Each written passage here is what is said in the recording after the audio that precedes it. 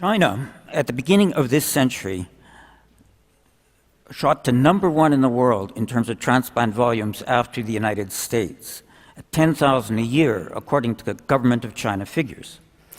From where did all the organs come? The official Chinese explanation was donations. But China did not then have an organ donation system. In 2006, the government of China shifted its explanation and said that the organs were coming mostly from prisoners sentenced to death and then executed. Well, how many prisoners were there in China being sentenced to death and then executed? The government of China would not say. Chinese hospitals' websites advertised short waiting times for transplant tourists. Transplant tourists, patients going into China whom we interviewed after their transplantations, told us that they could choose their timing for transplants. That was true even for vital organs, heart, liver, and lung. Everywhere else in the world, patients waited months and years for organs. In China, hospitals and prisons waited for the arrival of patients so that prisoners could be killed for their organs. Now, not every prisoner is available as a source of organs for every patient. Transplants require blood type compatibility and ideally even tissue type compatibility. Organs of donors have to be at least roughly the same size as the organs that are being replaced. There's a high rate of hepatitis B in the Chinese criminal prison population, in the order of 60%. That makes organs of many prisoners sentenced to death and then executed unusable for transplants. China at the time did not have an organ distribution system. That meant that organs were sourced locally from prisons in the neighborhood of the hospitals that did transplants. Chinese law requires persons sentenced to death to be executed within 7 days of sentence. That means there was no pool of prisoners sentenced to death and waiting for patients to arrive to be executed. Put these factors together, and our estimate is that China, in order to get 10,000 organs for transplants a year, would have had to be executing in the order of 100,000 prisoners sentenced to death every year. That is an implausible figure, out by more than a factor of 10 than even the wildest death penalty estimates. Non-governmental organizations have estimated that China, at its height, was executing maybe 5,000 a year, which was already way more than any other country. Over time, death penalty volumes decreased, but transplant volumes, with minor variations, remained constant or even increased. So from where were all the organs coming? Donations were not the answer. Executed criminals were not the answer. What was the answer? Let's step back. Let me begin with a confession. As a student in Paris in the late 60s, I was actually an admirer of Mao. I even read his little red book. He seemed so kind swimming in the famous photo in the Yangtze River. Many historians today, as I'm sure you know, name Mao as one of the worst mass murderers of the 20th century. Chang and Halliday note that, quote, over 70 million perished under Mao's rule. Many governance problems in China today stem from the fusion of Mao's totalitarianism with Deng Xiaoping's economic reforms after 1978. But, ladies and gentlemen, violence and corruption are the system today in China. Every 10 years or so, the party starts a persecution of a minority, and mainly, I think, to instill fear in the general population. Consider just 3 of the persecution campaigns that have gone on since 1950. The so-called Great Leap Forward, where an estimated 40 million people starved to death. The Cultural Revolution, which you all know, I'm sure, of 1966 to 76, saw perhaps another 2 million killed. The Tiananmen Square massacre of 1989, and that photograph, one of my favorite photographs of all time, where soldiers killed thousands of people who were seeking openness and democracy. So what if David and I told you that hundreds of thousands of innocent people have been put into slave labor camps across China, where they're not only making goods for export, but they're also tortured, blood tested, and the unlucky ones are killed on demand for their organs, harvested for profit. So how did the two of us get involved in this? About 10 years ago, we were invited by a volunteer coalition to investigate allegations of organ harvesting in China. I had been Secretary of State for Asia Pacific for Canada, and David Matus had had a lifetime of working on human rights and also trying to find lessons of the Holocaust. So we agreed on a volunteer, independent basis to look into these allegations. What follows, the conclusion of our investigative reform, our report, is so disturbing that we have called what's happening a new form of evil on the planet. That was our conclusion, that organs came from prisoners all right, but there were not only criminal prisoners sentenced to death and then executed, they were mostly prisoners of conscience, primarily practitioners of the spiritually based set of exercises, Falun Gong, a Chinese equivalent of yoga. Before the communist repression of this practice, the number of Falun Gong practitioners was in the order of 70 to 100 million people, according to Government of China figures. They had been detained throughout China in the hundreds of thousands after the party decided to repress the practice out of jealousy over the popularity of Falun Gong and fear by the party for its ideological supremacy. Falun Gong practitioners who recanted were released, and some of those got out of China. We interviewed them around the world and found out that all Falun Gong detainees were systematically blood tested and organ examined. This was not done for their health, since they were being tortured to recant, but it is necessary for transplants because of the need for blood type and ideally tissue type compatibility. We had investigators calling into hospitals, pretending to be relatives of patients who needed transplants, and asking the hospitals if they had organs of Falun Gong practitioners for sale. Our callers claimed to want these organs because the organs were healthy because of the Falun Gong exercises.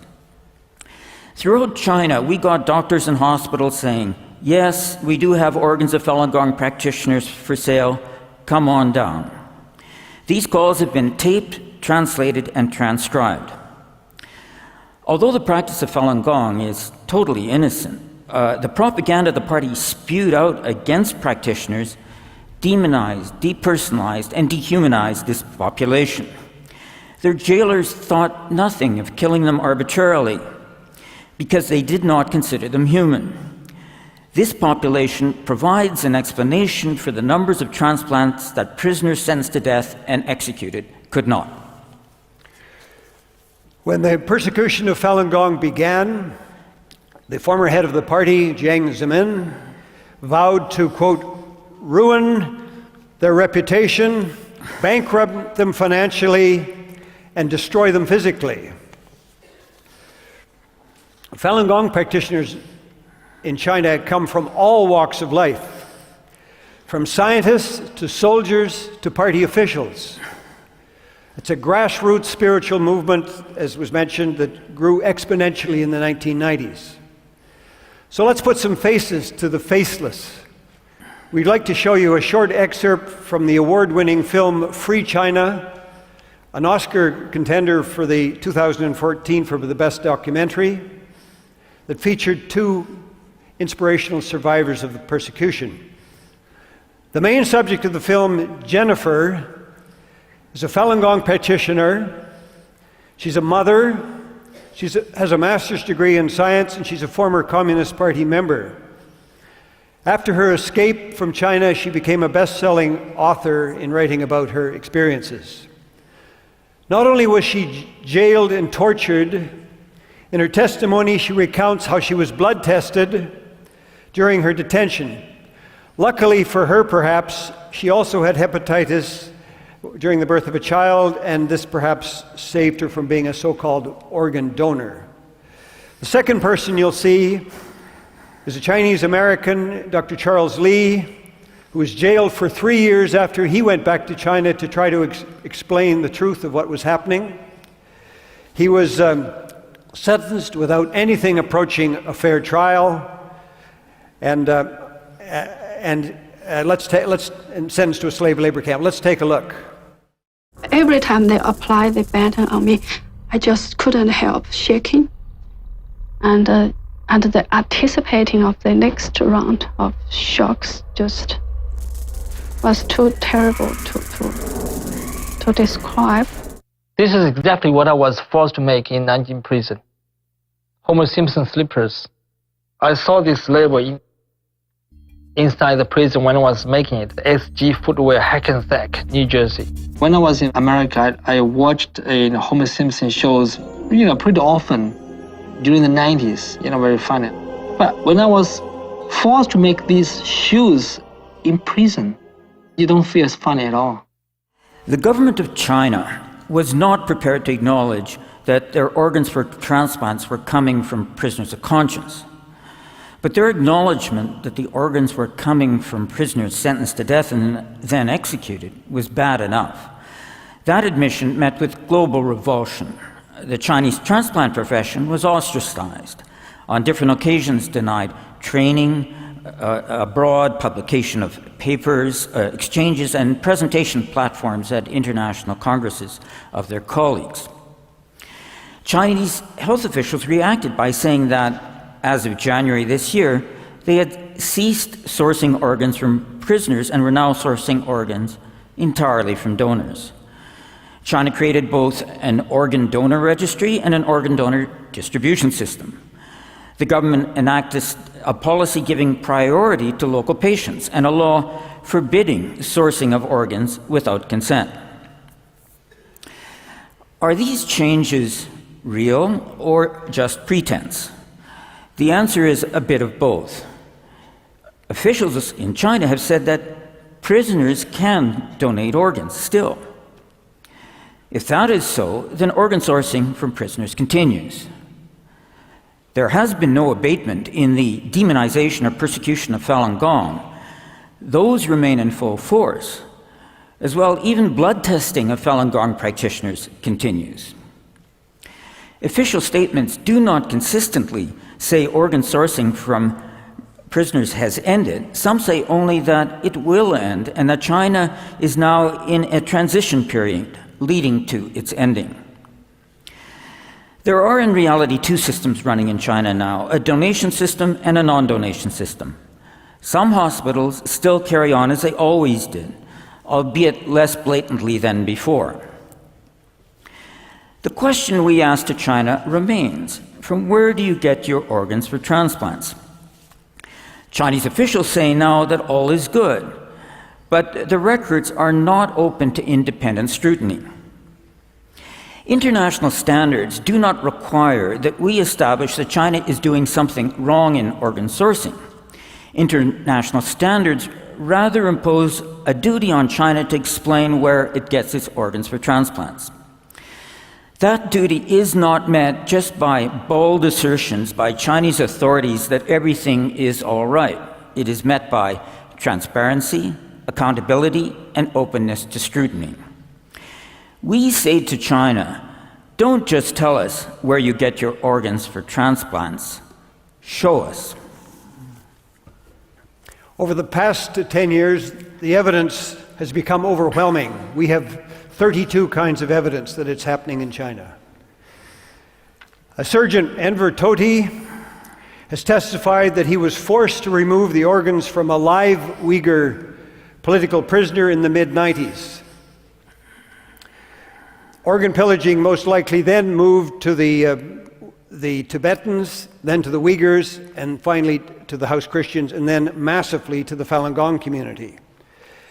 In 2013, the EU Parliament, to its credit, passed a resolution where it, quote, expresses its deep concern over the persistent and credible reports of systematic state-sanctioned organ harvesting from large numbers of Falun Gong practitioners. In 2014, Ethan Gutman published a book, The Slaughter, where he interviewed over 100 people and collected new evidence over 8 years. He estimates that at any given time between 450,000 to 1 million Falun Gong practitioners are languishing in prisons and slave labor camps. He concludes that approximately 65,000 Falun Gong practitioners and 2,000 to 4,000 Uyghurs, Tibetans, and Christians were killed for their organs in the 2000 to 2008 period. His estimates regarding Falun Gong practitioners are similar to the ones that David Matus and I have calculated. When you follow the money, you partly begin to understand why this is happening. Hospitals, as the shows, can get 62,000 for kidneys, and hearts worse up to 160,000. We're talking about billions of dollars in profits. So while the Main Street media has paid minimal attention to these atrocities, the truth is gradually getting out. We want to show you in this final clip, it's an excerpt from the documentary Human Harvest, which won the prestigious Peabody Award earlier this year. The least the EU can do to stop it is to condemn publicly organ transplantation abuses in China and to inform those European citizens who travel to China for organ transplants.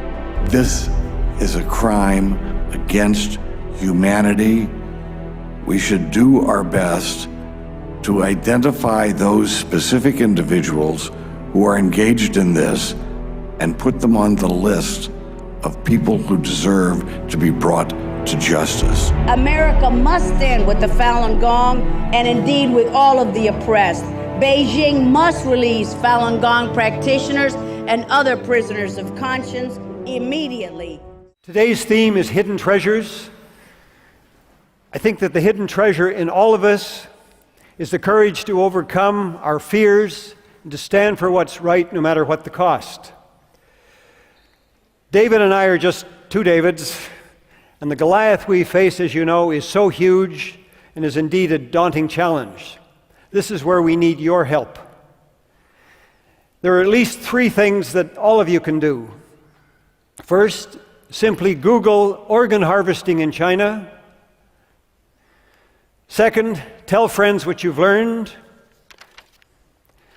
Third, please share this information on Facebook and other social media. Today's internet-connected world, I believe the key is awareness, and fundamentally we all deserve to be free and that we all are truly connected. If we can reach millions through the power of communities such as TED, we can hopefully inspire enough people to take action, to save lives, and to stop this trafficking in human organs, and which of course is also a crime against humanity. Thank you.